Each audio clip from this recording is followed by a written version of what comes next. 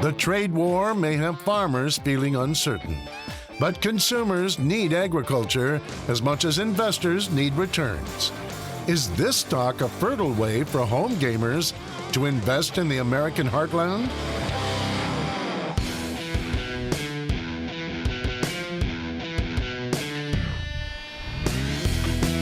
Even though the president for the moment has been de-escalating the trade war rhetoric, we've got a new round of talks with China coming later this week. We also know that it could flare up again at any moment.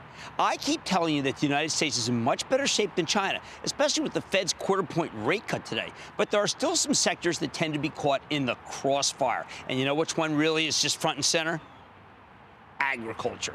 That's why a stock like Deere substantially lagged the S&P 500 year to date. But some of the ag plays have been able to defy this gravitational pull, like Agco, the big maker of farming equipment, with a stock that's up more than 35% for the year. How do they do it? Agco's smaller, it's more nimble, and most important, it has a lot less U.S. exposure, 20% of sales versus Deere, more than 50%. Yet this company is thriving in a challenged global environment, and we want to know why. So we have invited Martin Reichenhagen, he's the chairman and CEO of Agco Corp, to come on over. And this time, he's decided to show, not just tell. Bring along some fabulous new hardware. Look at that combine. Mr. Reichenhagen, welcome back to Mad Money. Good to see you, Martin. How are you? Thank you very much. Okay, now, Martin. Great job you did with the weather. You control everything. Well, no, I do control it. Well, I do have that magical powers. Yes. Now, look behind me. Is something that is really what people are thinking about right now. They're not really thinking about us. So please, before we even get started, what the heck is this thing? This is a combine harvester, and this basically is a little factory on wheels. It's cutting, it's cleaning, it's threshing, it's doing the whole job, and at the end you have a pure corn, the purest one in the industry. No dirt in it, no stones, nothing. Well, okay, so the reason why this is emblematic is what I see that you've been doing is you've been reinventing the company. Some of these analysts have been saying, well, you know what, this is just a combination of brands. This is like no other machine, right? Yes, we had the opportunity. Massey Ferguson invented the self-propelled combine years ago, centuries ago, and so we decided to do something completely new and to reinvent the combine because we want to differentiate ourselves, and that is how you can gain market share also in difficult markets like the US. How much does this cost? About $850,000. That's all? If you bought it now, you have a deal for $800,000. I don't know, man. I could use one of these. And then I leave it here. That's actually not that expensive. The reason I say that is because if it's a technological marvel, how many machines does this replace? It would replace maybe, I would say, something like 4 conventional smaller ones. Well, that's incredible. Yeah. Now, tell me about how things are doing, because you've got a great European presence. Latin America's been going well. Your diversity really does explain how some of these economies are doing better than others. I think this is the advantage, and that is by purpose, that we always wanted to be globally diverse. And so that means one market is doing better than the others. And in history, we figured out that always was the case. So Europe is doing slightly better. South America might come back. Now the US is suffering a little bit. We are pretty much on schedule in the US. We are fine.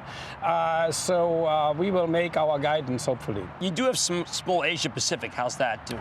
Well, actually, we lost we basically did build tractors, small tractors we brought to the US. We had to change that. They come now from South America. Because of the tariffs. Wow, and so and that did hit us a little bit, so we lost quite some volume in the factory, but we think we can replace that through domestic Chinese business. So there's an example. You've been ingenious and been able to make it so that you still beat your quarters even though you had a tariff issue. My idea was, let's say, with all the unrest and the kind of disruptive influence you get from all over the world, my idea was to be independent and to fix things we can do on our own and to improve things. So we are pretty much we are very focused on margin improvements, and so that works very well so far. Now, we had Speaker Pelosi on last night. Farmers in each country are cherished. Why is it that there's ever any cyclicality? I mean, can't the government subsidize the farmers if they run into a problem in a trade war? I think subsidies in general go down. Okay. The American farmers are getting some more subsidies than usual. Normally they only do have crop insurance. Okay. We have a great Secretary of Agriculture, our former governor of Georgia, who knows us. We are in Atlanta, and he does the right things. He's maybe the best guy in the whole administration. He knows that, let's say, trade barriers and tariffs are not perfect. Business likes free trade. And so he is very supportive, because the American farmers lost most of their corn, beans, pig, and chicken business in China. That's incredible. That's a huge market. I'm almost sure that the president didn't know that so well. What do you mean he wasn't that fruit?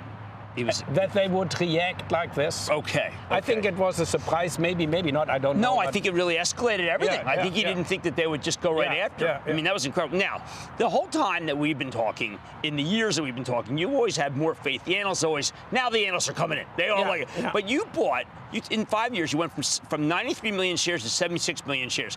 You bought the whole time, and it turned out to be, you got a bargain. I bought and earned, of course, also, so to say. I'm close to owning $1 million, so all included. You own $1 million, yes, really? Yes. Well, that's, you're selling a lot of these. Yeah. Okay, so let's just go down in kind of a lightning round fashion. How's Russia doing? Russia is okay. Okay. So the problem with Russia is it has by far more potential than it's really showing. Right. And people, let's say, what is good is you can now own land privately, so that means farmers can securitize investments, so that's slightly better, but it's still slow and it's difficult. We have a very good joint venture partner there, so therefore I think we are growing step by step. Brazil is okay. A lot of pressure in the marketplace still, insecurity, the government, farmers are not really confident about the new president so much, while in general I think they support him. Germany is doing pretty well. Of course, the German farmers are still also, they think about Brexit, and they think about, let's say, now the new trade agreement the EU does with the Mercosur country. Will now product come in, cheap chicken from Mexico and things like that. So they're always a little nervous. So when you talk to a German farmer, he would never tell you, I'm doing very well. So they would always only complain. That's their mindset. Well, look, I don't want to bury the lead. This is a technological marvel. It will probably, I would bet, take share from competitors. Yes. And by the way, these are not metal. No. Okay, they look like they're metal, but they're new composites that snap right back. And you and I will take this on I-95 after. We'll just take a spin. Can we do that? I can tell you the great thing. This thing works fully automatic. So that means you don't have to be an expert anymore. It's user-friendly, and that's what we want it to be. High-tech, but not in a way that you need to be an engineer in order to operate it. Well, then, I'm going to take it for a spin, maybe even without Caleb, the guy who knows how to use it. I can do it myself, believe me. All right, that's Martin Reichenhagen. He's the chairman, president, and CEO of Agco, a winner all the way. Mad Money's back after the break. Thank you. Booyah! Jim Cramer here from Mad Money. Thanks for watching CNBC on YouTube. Click here to subscribe and get the jump on my exclusives with CEOs, plus market news, investing advice, and a whole lot more.